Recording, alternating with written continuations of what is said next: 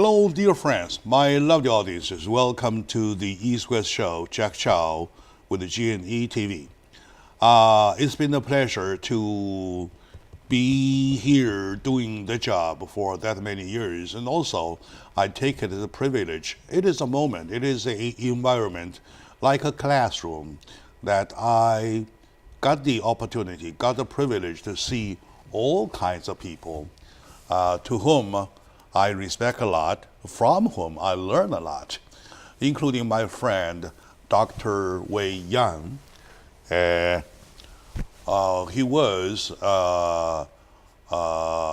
executive at Wall Street and executive in Hong Kong, the financial market, and also early 90s during the Chinese disaster of the triangle debt situation.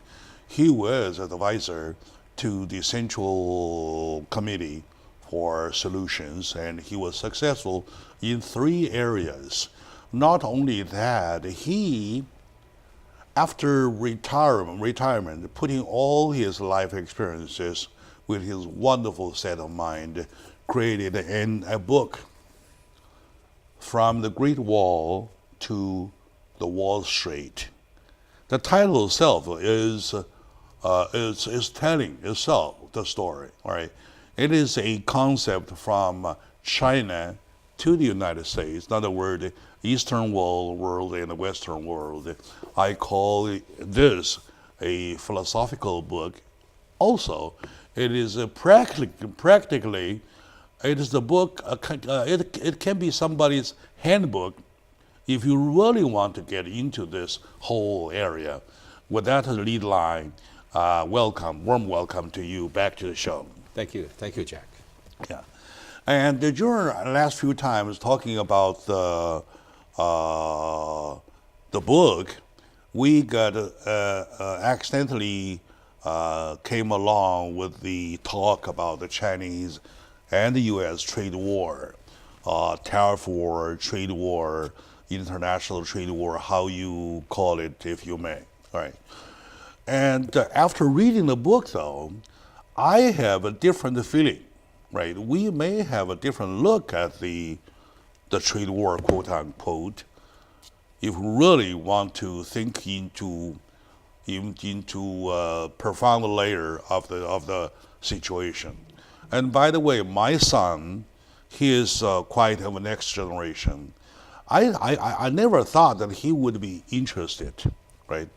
As a matter of fact, this is the second autograph book by Dr. Yang, because my first one was just robbed by my son.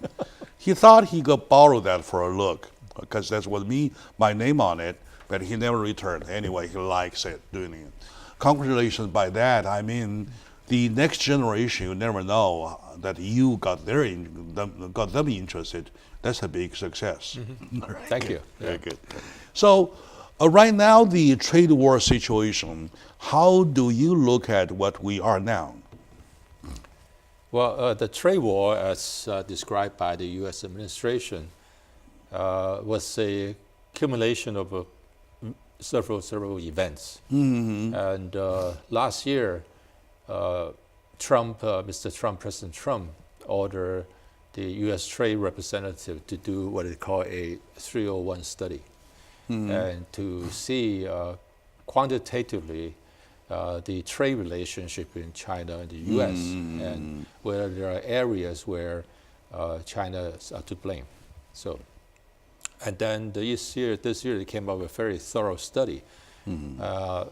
Targeting several areas. And these areas become well known already, but they're quantitative about it. So with that ammunition, President Trump decided to call China to task. Mm-hmm. So in June, the administration, he imposed $50 billion of tariff on Chinese goods. And in September, last Monday, September 24, he imposed another 200 billion on Chinese goods. 200 billion, yes. 10%. To look at the dimension of this, the second 200 billion is influential because it covers about 40% of the the goods imported from China, manufactured in China but imported to the U.S. And now, who's behind this? Who's going to be impaired? Who's going to be beneficial? Now, about 60% of the goods that manufactured in China for export are owned by foreign companies, whether U.S. companies, Korean company, Japanese company, you name it. Well, those are joint ventures. Joint venture companies. So, and then U.S. has a large portion of that. And a lot of the large U.S. multinational companies, they derive at least 30% of profit from China this way. Not directly in China, but some for export as well. So if the trade war gets really going on for a longer period of time based on the current criteria, then we might see prices of goods from these manufacturers go up. There may be unemployment in China. On the merchandise level? On the merchandise level that we see, like in Christmas, we'll see color TV, bicycles, furniture, that sort of thing that will go up. In both markets? In both markets, yeah. But 10% minimum, because it's hard to pass these cost increases to the consumers unless they can find some other avenue. So I think that will be a price increase, and there's no immediate substitute for these products. And even if China don't produce these products, they produce lots of components to these products. So one way to get around it is to move some of the assembly out of China to other countries, and then from China to support the raw material for these assemblies. So that's one way to get around it. But then again, what's going to happen is that there's going to be a lot of unemployment in China in the factories. All right. Okay, because of this. And the U.S. consumers will pay higher prices. So these are the consequences of it. It hurts both. Yeah. It hurts both, right? From other perspective, we take a look at Donald Trump as a person, right? Of course, he has his own style, right? And we can see now, we can confirm that he runs the country, runs his administration in a totally different way from his previous presidencies, Right. such as Obama. Even another one, we go say Bush, we go see Clinton, we go see whatsoever. Whoever for the past 2 or 3 decades, no presidency is acting like what he does, right? So you have any comment on his behavior or way of administrating his country? Well, I think he has his own styles, and some people like it and some people don't. And his style is effective in certain ways because it's not conventional. So it's more like everything is you consider a separate situation. So this trade war may be a business context. That is, look, I have all these chips that are on my side, so I could have more advantage than you. So I'm in a good position to extract a good bargain. So that's a businessman's way of negotiating. Now, this is what I think is troublesome because China may not succumb to these demands. Okay? Now, there's no question that China had been advantaged because of these joint venture companies and so on that was set up, say, around the state supplement is a big part. State subsidy is a big part also, especially related to the Made in China 2025 program. Now, there are lots of ways to look at this, but what people don't understand is that China is that kind of a country. China is a very Confucian country. It's very top down. It's very different than what we perceive as market economy, which is bottoms up, individual making their own decision. In China, your parents make decision for you. In China, your government make decision for you. And people are used to that kind of way of life for many, many generations. It's hard for them to say, throw that away and adopt a totally Western individualistic way of living. And And to say that, okay, China, you cannot put subsidy into these programs, I think it's difficult. It's difficult because that's the way they run their country. We may think that's unmarket behavior, but we also do that in this country too. We have Oh yeah, of course. If you're talking about market behavior from a commercial point of view, though, even from a financial point of view, though, nobody doesn't do the same thing. Yeah. Right? Different extents. They cheat while they fight. Yeah. They do the same thing. Yeah. I'm talking about this. Of course, to be honest with you and to be honest with my audiences, I believe you and I, we belong to the same root, right? The last thing would happen we would want to see is U.S. and China doing the war, right? That's the last thing we want to see. Right? And of course, after giving comment to the Donald Trump side, though, to China side, do you think there's anything we can pick up to talk about? I think in ways of handling it. Well, I think China has benefited from this WTO. Where that was 2011 when 2001 when it joined, and it has grown very, very fast since. But the last 10 years or so, China had a different mindset. Okay, and part of it has to do with what U.S. did with the 2008 financial crisis. All right. China saw this as of course.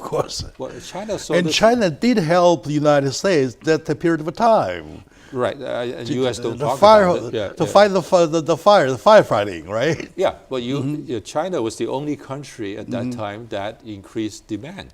And absorbed the loss of a bad debt. Right. Created a lot of debt problem for China. But U.S. generally don't talk about these because they don't want to examine themselves what they did in 2008 financial crisis. Okay, but from China's point of view, is that you have a government who kind of stood idle to let things happen. Yeah. It could have saved Lehman Brothers and saved the world a problem, but the U.S. didn't. And as a result, they said, okay, we can't follow your model anymore.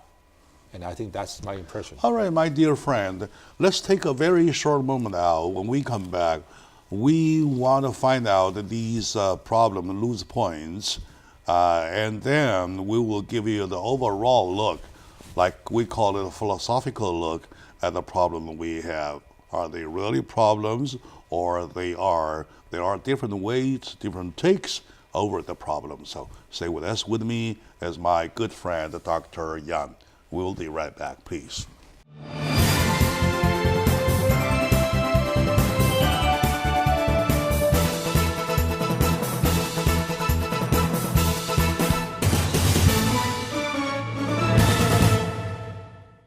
Hello, dear friends, my lovely audience, dear fellow Americans. Welcome back to the discussion. With me today is my good friend, a wonderful human being, a researcher, and I would say somebody in the major part of his life, exercised in Wall Street, in Hong Kong, in China, now settled in Orange County, writing books to tell people what to do, what not to do. Well, not exactly simple like that, conceptually awakening people. And I believe it is somebody that I should consult to every time I have a problem, such as right now. Okay, welcome back to the show. Thank you. We're talking about being fair in the middle, because China is my mother country. United States is my father country. I never see them fight. I never like to see them fight, right? So to give a fair look, though, there's a lot of people say that China, as a matter of fact, is just a developing country, right? They are developing, however, very fast, right? Or too fast. What added up was their propaganda.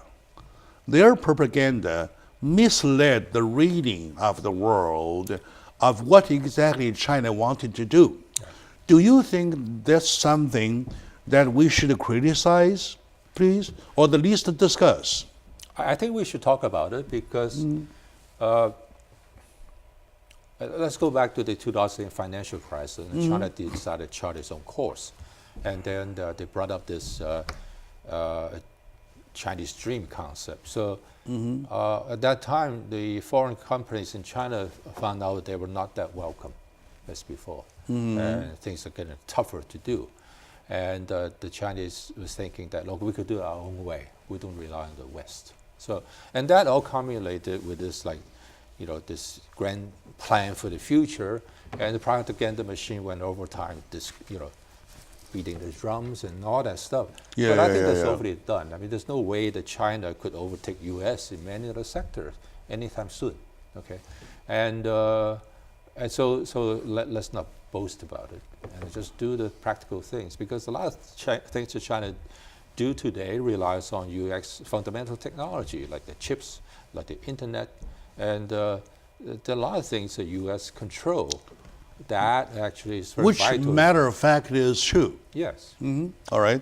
And then the oversized propaganda, the over-quantified propaganda did not help at all. Did not help, yeah. Right? They made the thing only even worse. Yeah. Given the fact that Donald Trump is so sensitive, or oversensitive, right? So it looks to me that, you were talking about if China should succumb at this moment, just sit down with them, even not a president by president, well, to a certain level, say, hey, let's see what we should do better. Yeah. And the United States would do the same thing. China, Mr. China, what should we do better? Yeah. Do you think that's a way to also handle it? I think that would be a preferred way. And right now, the U.S. is having a very high posture. Okay, we're doing this, unless you follow my demands, and then we're going to keep on hurting you. That, unfortunately, is not a very good way to deal with the Chinese. And see, this actually goes back, and the Chinese people have long memories. And this goes back to, say, 1900, when all these 8 countries invaded China. Yeah. Because of the Boxer Rebellion. Yeah, 1903. Yeah, and then they extracted a lot of concessions from China, including the abolition of the examination system, bound feet, all that stuff from China. So China said, okay, yeah, I mean, this are the right things to do, but you forced me to do it. Oh yeah, of course, you're talking about some force, right? Yeah. Okay, and I would say that higher education for universities, establishment, Beijing University and Tsinghua University, just came burst as a result of that rebellion thing, of that incident. Yeah. Right. Yeah, and with the Qing dynasty money paid to United States, along with the other 7 countries. Yeah. And quite a bit of them put the money together for education. Yes. That is the chance for China to reform. It is. I think it's a good opportunity. But the key is, how do you allow the leadership in China to save face, to back down, and to have a solution that is palatable to the population, and then to allow at the same time to keep their positions. At the same time, how do you allow the U.S. to back down and the steps without alienating all these support of the country? That's a tricky issue. If that boxing event, historical event, was triggered by the boxers killing foreign missionaries, so now China kills nobody, right? So we do not even have a cause fact. Yeah. Nothing triggered it. Well, no. Yeah. So I blame the propaganda. Propaganda on both sides. Do you think the propaganda, wrong propaganda, the exaggerated propaganda would be blamed? I think there's a lot of propaganda on both sides of this country as well, because we talked about Chinese cheat and steal, and what did they steal? Who doesn't cheat and doesn't steal? Who doesn't take apart their competitors' product and look what they have? I mean, everybody does it. I used to work for a company. We did it all the time. But the thing is, only who gets caught. Yeah, who gets caught. And you talk about President Nixon, right? And who did not do the same thing President Nixon did? Only he got caught. Yeah. Right. Anyway. Oh, I'm not, saying that's right. But the thing is, there's a lot of evidence from the 301 report that China did violate some of the things Yes. that we hold true. Yes. Okay, that's true. The China needs to change that. China doesn't really need all these joint venture transfer technology. They could work on their own. It would take longer. That's all. But changing needs time. It takes time. That's all. Changing needs time. Yeah. So the U.S. ship is 305 million big. Yeah. The Chinese ship is 1.4 billion big. So if the ship nose is pointing that way, you want to tilt a little bit to adjust the course, right? Yeah. Right? For the longer the ship, the longer the vessel takes, the longer the time to do so. Yes. So that leads me to your book. Yes. So I got to ask philosophical help for the common understanding to bring it to my audiences, my American friend. When no, let me rephrase it. My native-born American friend. I'm American, right? So my native-born American friend to see, I did not realize the longer the ship, the longer it takes to adjust the cost, right? Well, therefore, the Trump administration think this is the good time to do this with China because they're in a bad position. Now, but let me add to that. You see, there's all kinds of evidence suggests that China did illegally take technology from America. Of course, no, we have to admit that. But there's very little evidence to link that to the trade deficit. You see, how much of and there's some study on that, but it's a little bit less speculation. So it's not really very quantitative. So all of a sudden we have this Chinese steel, and the other side with a trade deficit. People link them together. Oh wait, because they did this to us, therefore we have a huge deficit. But I don't think you can connect them to. There's no good evidence. You are right, absolutely right here, because 301 study or the violation of TWO until the TWO, right, are totally different issues with the trade deficit. Right. Trade deficit is accumulation over the years, right? So that can be done with a policy adjustment whatsoever to increase your export. That's it. Right? I think one way to solve and then the 103, so the 301 thing calls behavior change. Yes. Right, behavior change. So I don't think that they have, people so far have dealt the two issues with different manners. Yeah. They did it in the same way. Boom, like that. They just assume, and they just keep talking and talking, and people assume they are the same thing, but they are really not. Okay. The reason why U.S. has such a big deficit is because you and I and other people like to buy Chinese goods because they're cheap and good. There's no other reason. If someone else comes in with alternative that's as good, then we'll buy them. As how come Chinese merchandise are cheaper? If you go trace upstream though, you'll find out the Chinese did it with the government supplement. Yeah, but we never buy things and we like can that. sit down. We can sit down. You can sit down. We, the United States, can sit down with China and say, "Hey, show me your book or your supplement. I want to see that you cut down your supplement." And that kind of discussion, even I would like to see that rather than seeing the war going to attack each other. Well, I think U.S. does demand that China stop subsidy to this made in China 2025 type of industries. And I don't think China will succumb to that. This is a China national policy. You can't let U.S. decide on that. So that's a no-brainer. I don't think they will do that, not at least openly admit to that. So there may be other ways to back down. If they want to keep fighting for another year or 2 years whatsoever, I believe that the only victim are the consumers.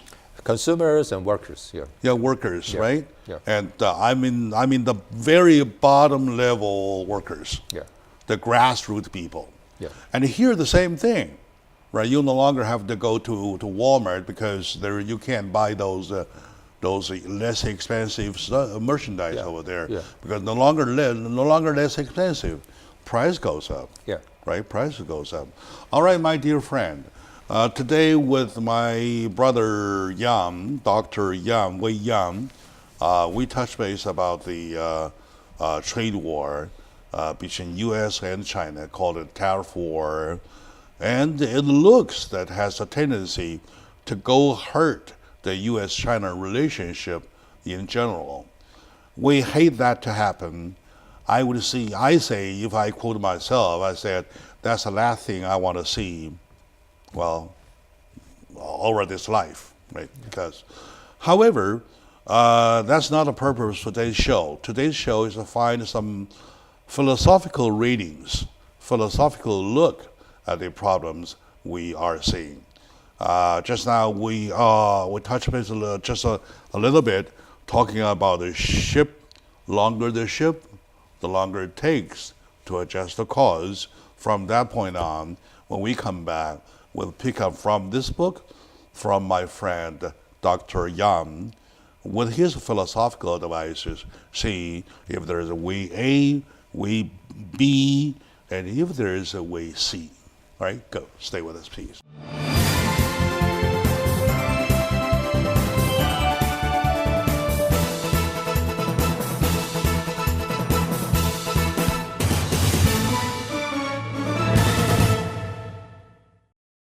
Hello, dear friends, my lovely audiences, ladies and gentlemen, welcome back to the show. Jack Chow on the East West Show with GNE TV. Today joining me is my good friend, Dr. Wei Yang, who I respect a lot for his philosophical concept, and also this book gave me a lot of advices. Today we want to borrow his set of mind to look into the trade war, the current trade war we have between U.S. and China, to see if there is a solution A and a B, or there's even C in between, the C being the philosophical look. From that perspective, we'll welcome back to the show, though. Thank you. I know that in your life, regardless at Wall Street, or regardless in Hong Kong exchange, or in China, with the financial mess up stuff. So you must handle situations when people from China and the people from the United States or from Europe, from wherever, have totally different understanding, different ratings. Right? Am I right? Yes, absolutely. Uh-huh. Absolutely. China's development since this reform opening, I think it's 79, has takes ups and downs. And it was not a clear route to success. In fact, many foreign advisors, ourselves included, Lehman Brothers, suggested they to do something drastic, drastic. And then clean out the bad debt, re-establish all the companies, and the Chinese wouldn't do that. This is not their style. This is not Chinese way. The Chinese more like to do things in a longer term, a slow way, and to consider more constituents rather than just focus on one thing. Now, in the Western way, people who provide the capital, because we're in a capitalist society, capital are the number one. They should be regarded, they should be rewarded first. The people that work, and the workers, they are dispensable. And the Chinese don't think that way. I don't know because they're socialists or because they're Chinese traditional. I think the traditional Chinese think it's like that. They don't want to harm anybody. So as a result, they have their own way of doing things, which somehow worked during the last 20, 30 years. And we have to think in that term. They also think about the trade war in a very long-term perspective. They see right now they are at a disadvantage vis-a-vis the U.S. The export hasn't gone down, but will be going down. and the workers will have no jobs, will have to be laid off. Well, they're ready for this because they have done this before. You mentioned a very important point. That is, the Chinese way tends to not to be in a hurried manner, to take overtime, to do it slowly, Yeah. right? And the American way is, emphasis on the, when I say it, do it, and get it done over now. Yeah. Something like that, right? There is something else. I wonder if that should be taken into consideration, or if we should recommend our Chinese friend to consider. Now Xi Jinping can sit here and say, okay, I have the rest of my life to take care of the problems, right? On and on and on and on. If 1 year is not enough, let's take 10 years. If 10 years is not enough, 20 years, right? To Donald Trump, he has only 4 years, and only 2 years left. Yeah. If he is not re-elected, he has only 2 years. So, let alone the fact that he wants to do things faster, his term kind of pushed him to get it done soon. Yeah. Do you think that could be something that we should recommend our Chinese people, friends, to think that way? Well, I think they do think that way. But let's say if it goes on 2 more years, and we will have a recession for sure. We are at the tip of our economic cycle, with the Federal Reserve raising interest rates, with the real estate's not selling, cars not selling, and unemployment is at the bottom, lowest. And if you go around, you see neighborhoods where new shops coming up, and that, to me, as a financial analyst, is a warning sign. And when you see all that happening, there's something in the future, because they usually have to pay higher prices for the land, higher prices to leases and all that stuff. So that cost has gone up, and to expect for future return. But the future return may not be there if we have a recession. So all that is, to me, a risky financial future. Now, if Donald Trump continues this way, if he doesn't sit down and negotiate, 2 years from now, the economy may not be very good compared to today. Yeah, and therefore, he may not be here. So what he's trying to do is to get himself re-elected, may end up getting himself fired. To produce some kind of landmark right there, nothing could be changed. Right. Right. So could he have anything done within the next 2 years? Well, not in terms of these trade wars, unless both sides back down and really negotiate somewhere in between. Now, China need to consider these intellectual issues. Okay, they don't get China might think, okay, come on, at most you have 2 years. Let's bear 2 years and see what will happen in the third year. Well, that's what they might think, but then again, it's there are people. They're also concerned about their workers and all that stuff too, the growth rate. So that's a legitimacy issue to have a working class employee. If people keep losing their jobs, and they'll ask the government, what should we do? They ask the government. So that we should both sides have pressures, domestic pressures, and depends on who has the more patience and. Yeah, we got to understand that they both have pressure. President Xi Jinping has his pressure too, because all the past 30 years or 40 years of achievement is on his shoulder to keep it on or lose it. And plus, he has 1.4 billion people to feed. To feed, right? And Donald Trump has his burden too. He has only 2 years. He has so many lined up to be done, right? Plus, the opposing party never give him easy time. No. Right? So he might sometimes get out of mind. So, okay. Speaking of mind, I know that you're a master of mind, right? Let me ask you this, okay? Once again, we're talking about an individual's manner. Right. Remember, not long ago, for many times, Trump says that Mr. Xi Jinping and I were friends. And many times he says that we're close friends, right? And about a week ago, he said we're no longer friends, right?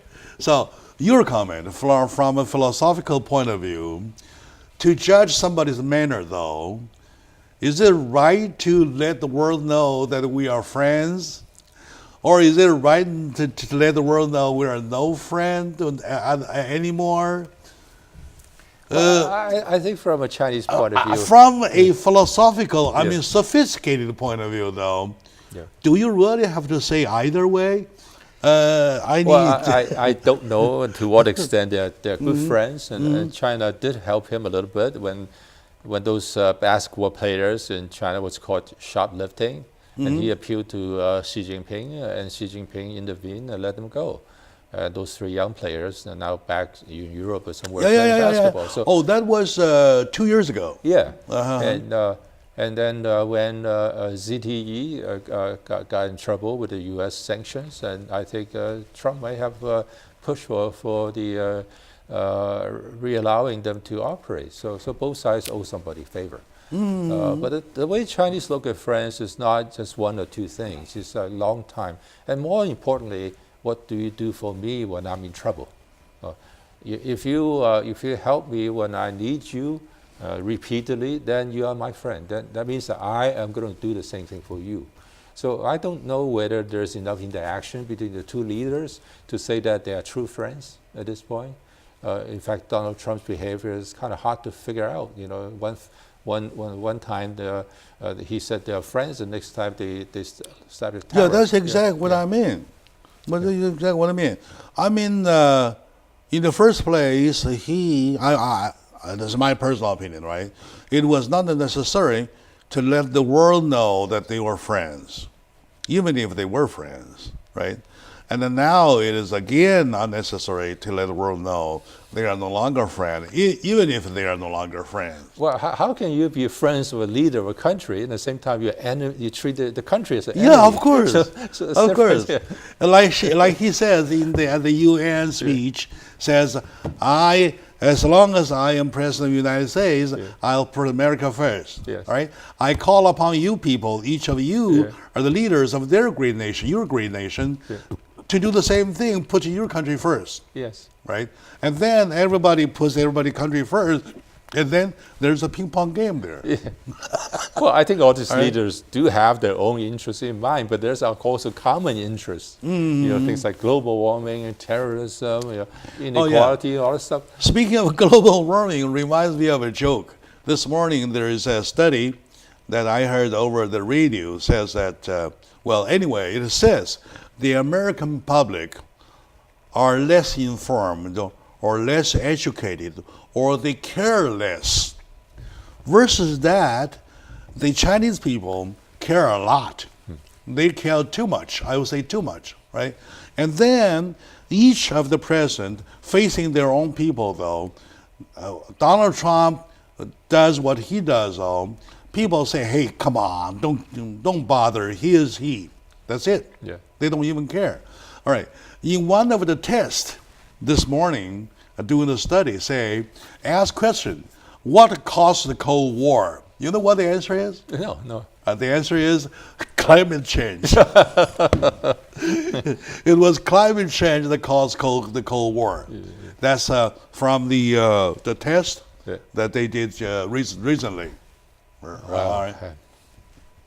Okay, anyway, we're talking about less educated people versus over-educated, over-smart leader. Well, the same thing, all right? My dear friend, today with my friend, Dr. Yang, we're touching base with you from a philosophical point of view, perspective to look at the trade war that we're seeing right now. So let's take a short moment out. When we come back, let's play God a little bit, right? Let's play the He and I were God, especially let Him be God. Say, what can be recommended to both of them? Can we please? Right? So we're so anxious to get this over. and we do not even mind playing God, quote unquote, okay? Nobody can be God. All right, we'll be right back.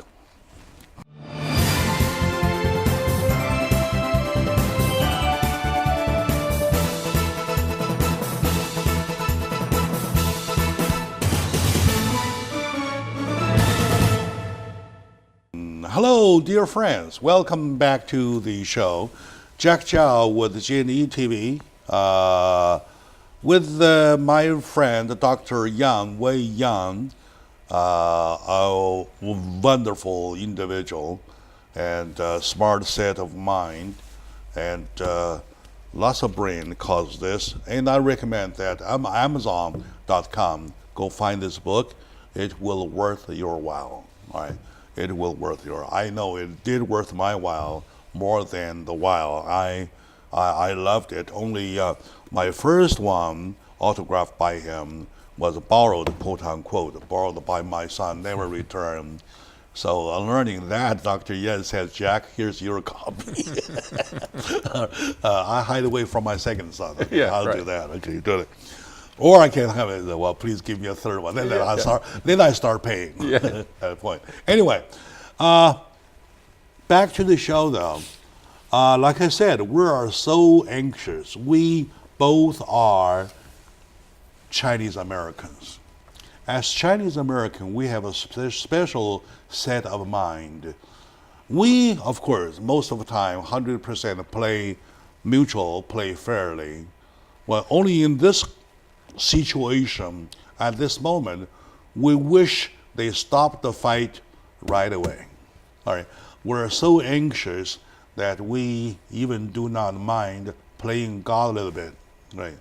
If we could recommend, how will you recommend the United States and say Donald Trump? Well, I'm not in a position to make a recommendation. I to know, the just government. Okay. assuming. I think I don't know whether this will work because his whole career is built on this kind of a confrontation, driven type of events. When he was dealing with the creditors and when he was running the casinos, creditors and they were fighting all the time, and they went bankrupt and they took his assets, and his whole career is being like, I'm bigger than you, therefore you listen to me. So for him to understand the Chinese perspective of working together on some issues, I think it's very hard because you only see one-sided. Okay. Yeah, that reminds me of something that I did a study that he was sued in his lifetime for more than 3,000 times. I don't know about 3,000. I know that he was always involved in something. That is defensive. Being defensive might be his set of mind. Yeah, go ahead. Might be set of mind. That's sort of way. If he outlasts his opponents or outsmarts his opponents, he wins, and that's probably what he brings to this contest. But China is a big country and it's the second largest economy in the world, and the people who run the country have a different way of thinking. First of all, they're Chinese, so very traditional. Even though they call themselves communists, but they're very traditional Chinese. So a lot of things they do is very, based on long traditions, Chinese culture traditions. So to think that the Chinese will right away react like this, I don't think they will. Now, if you know, say Tai Chi, for example, the Tai Chi practitioner will never fight heart to heart. And they will always evade the blows, and then you pull you off balance, and then throw you down. So if you're too aggressive in a situation with Tai Chi practitioner, then you will lose. Okay, so that's what Chinese are doing now. So they're going to pull Trump and his supporter deeper and deeper into this morass, trade morass. And then look, all of a sudden you expose your own weaknesses. They gotten bigger and bigger, meaning the support from your constituents, so the prices going up, and perhaps it may cause a recession. And Donald Trump's whole claim of fame is that he made the economy work. And there's some truth to that, but you can't take the thing 100%. But if somehow the economy weakens because his policy cost it, then wait a minute, you slap yourself in the face. So he has to recognize that, look, he doesn't have time on his side. The Chinese has time on their side because they've been doing this for hundreds of years. That's a very good point that our Chinese friends may have to understand that he has only 2 years. Even if he is getting re-elected, at least he doesn't know now he might assume that I have only 2 years, right? And adding 4 more years, if I'm lucky, I have only 6 years. 6 years for a country to do a big thing, to change the previous presidency for 2 or 3 decades, though, and still it's a tough job. Tough job. Right? And then he wants to get it done overnight. And whereas in China, Mr. Xi Jinping has lots of time. Yeah. He may laugh. He say, "Come on, Mr. Trump," right? So there is no hurry. Well, and you made a good point by saying Tai Chi. Yeah. That reminds me, and it reflects in my mind, all of a sudden 2 pictures. Picture 1, when Americans do the boxing, they say, "Ah! Ah!" Sometime when there's no movement or there's less movement, still the voice is so big, like thunders, "Ah!" like that kind of thing, right? While doing Tai Chi, you know the 推手? Yeah. 推手, the hand push. Yeah, push hands. They do the hand push, right? Push, push, and push. They make small steps in onward, backward, onward, backward. There is always a little moment that backward is not equivalent to the onward, and that is the moment the hand goes there to block you coming back then, and then you have no way to back up, and they have no way to go forward, and that is the moment you fall. Yeah. And then there goes a hand, don't fall. So, well, of course, the guy say, "Oh, I lost." Well, right? that's a very good. There's no ha. What? That kind of exclamation there. That's a very good example. In fact, I have a chapter on that in this book, Tai Chi versus boxing. A lot of Western mentality is based on the Greeks. The Greeks invented Olympics, and there's a item of competition in there called pankratron, which today is more like the mixed. What is that, tanker? Pankratron.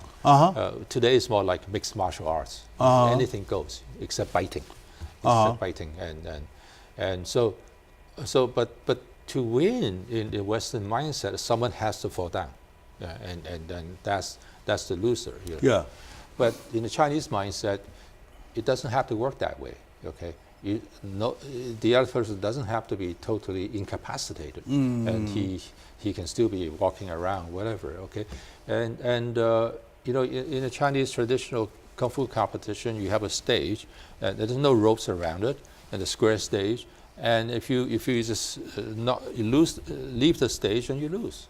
And you don't have to be harmed or fall down. You cannot move. It's a different way of looking. Take wrestling, for example. Yeah. Wrestling. Chinese wrestling, if except your 2 feet, right, even your knee touch the ground, you're lost already. You lost already, because there's only 2 parts of your body which are the feet to touch the ground, no third. If you bend over with your hand supporting you, you touch your ground with the third part of your body, right? The international wrestling is that you're down, okay, right? You have to be 2 shoulders. Pinned on the ground. Yeah, 2 shoulders touching the ground at the same time. Yeah.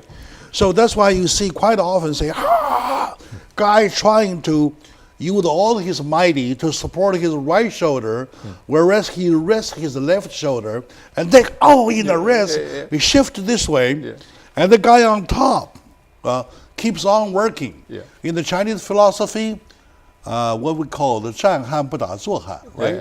So a guy standing never fights with a guy lying. Yeah. So that, in this situation, it continues when the guy is lying and pushed out until the guy lost everything, and then both shoulders down. But if you go back to the trade war, it's the same situation. The U.S. thinks that China will be the loser lying on the ground and beg for mercy. Yeah. But Chinese doesn't think that way. Okay, exactly. So in Donald Trump's mind, China has not lost, right? For China to lose, China has to lay supine with both hands on the ground, both shoulders on the ground, right? So until that moment, Trump has to keep fighting, like that. As a matter of fact, the Chinese way, anytime Chinese, to capitulate is lose already, right? Yeah. So the understanding, the reading, is a difference, man. It's a different story. There's a difference. Yeah. In fact, all these saber rattling by the U.S. May actually make the leadership stronger in China, because the population will gravitate towards the leadership when there are outside pressure like that. Oh yeah, of course, so of that's course. the thing. People like to see that. Yeah. People like to see a strong leader who cracks and yells at the same time. Yeah. Especially when they had all these humiliations 100 years ago. So it brings back the old days. Okay, Westerners are ganging up on China again, so we can't let that happen again. So that's the problem with this strategy. The better strategy is tone down the rhetoric. So does that mean the understanding is so obvious there are two different ways, totally, right? Things, yeah. And that's exactly where we can kick in, right? Well, I think We people who can straddle over the two cultures can get in to let them know, hey guys, do not fight that way, yeah. right? I think both sides needs a gracious way to back down. And maybe first of all is to stop the rhetorics. And then secondly, make some concession on the things that are necessary. Yeah. Render a little bit. Yeah, like the intellectual, the joint venture, all those rules are antiquated, need to be rewritten. So let's do that and lower the tariffs, to a little better. Yeah, you're right. Lower the tariffs is only good for Chinese consumers. Right now it's expensive for Chinese companies to make things because they import all the materials. Lower the tariffs, they're good for the consumers. And all that you could do without signaling a defeat. Yeah, that I have to make a call to my audience. If you, my dear friend, if you happen to be Chinese American, in my word, who is capable of straddling the two cultures on both sides, please, try to get involved with this. Let people of the opposing side, opposing party, understand there's a different way of thinking the other side of the wall. And the same thing, you're talking about understanding the other side of the wall. A wall can be torn down, right? We had lots of walls down already. Why we're building walls, right? So with that, we want to wrap up a little bit over time, but we're happy with it. With Dr. Yan, his high appreciation. And with my friends, thank you for watching. We'll see you next time. We're not done yet.